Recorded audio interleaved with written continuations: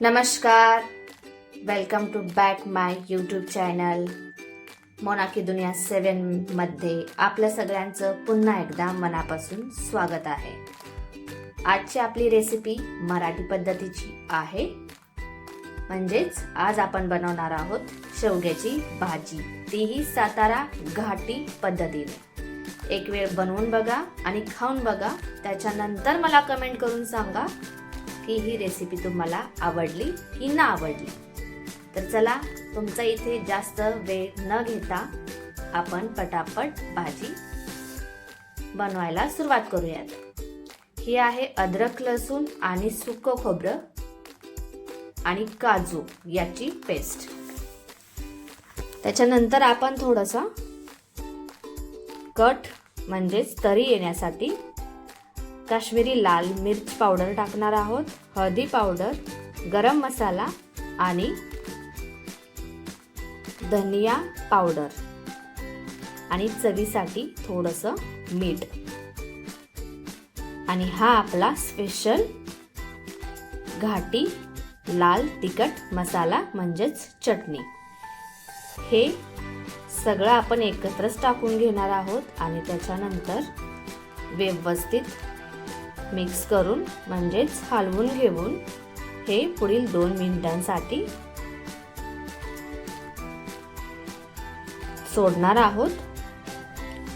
ही process करताना आपल्याला gas एकदम कमी ठेवायचा आहे. त्याच्यानंतर ही आपण आता साफ करून धुवून घेतलेली स्वच्छ अशी आपली शेवग्याची शेंग टाकणार आहोत आणि हे 10 ते 15 मिनिटासाठी मी हरभरा डाळ याने चना डाळ भिजत टाकली होती, ती आपण आता याच्यामध्ये टाकणार आहोत. भाजी बनवायला घेण्यापूर्वीच आपण हरभऱ्याची डाळ पहिलेच 10 मिनिटे भिजत ठेवायची आहे. हरभऱ्याच्या डाळीने शेवग्याच्या भाजीची चव अजूनच वाढते. त्याच्यानंतर आपल्याला हवं तेवढ्या प्रमाणामध्ये पाणी टाकणार आहोत आणि हे शेंगदाणा आणि तीळ याचा कूट आहे, दोन्ही एकत्र मिक्स करून मी बारीक करून घेतले होते, ते आपण 1 ते 1.5 चम्मच टाकणार आहोत. आणि ठीक याच पद्धतीने पहिल्यांदा आपण उकळी काढून घेणार आहोत. ठीक अशा पद्धतीने पहिल्यांदा आपल्याला फुल गॅस करून उकळी काढून घ्यायची आहे. आणि त्याच्यानंतर हे मिश्रण सगळं पुन्हा एकत्र मिक्स करायचं आहे. ठीक या पद्धतीने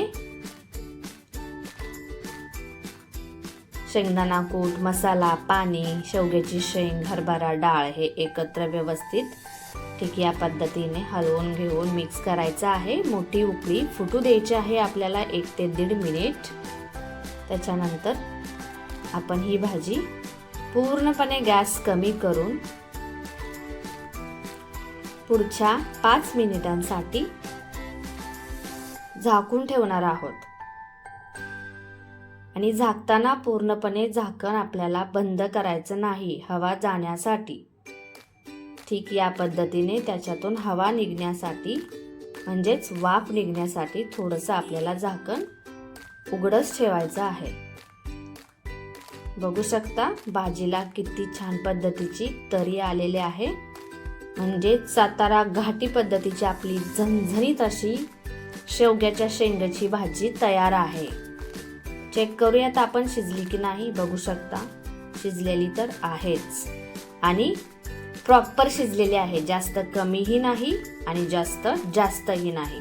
आता आपण चवीसाठी थोडासा कोथिंबीर बारीक चिरून टाकूया. त्याच्यानंतर थोडीशी कसुरी मेथी आपण इथे क्रश करून टाकूया.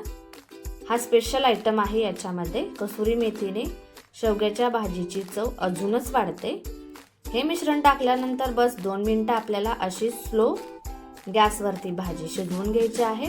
बाजरीची भाकरी, ज्वारीची भाकरी, चपाती किंवा भात याच्याबरोबर आपण ही भाजी खाऊ शकता, एन्जॉय करू शकता. खाऊ शकता नाही, करून खावाच या पद्धतीने. आणि मला कमेंट्स करून नक्की सांगा तुम्हाला ही माझी सातारा घाटी पद्धतीची शेवग्याच्या शेंगाची भाजी कशी वाटली. भेटूया पुढच्या नवीन व्हिडिओ बरोबर. थँक्यू.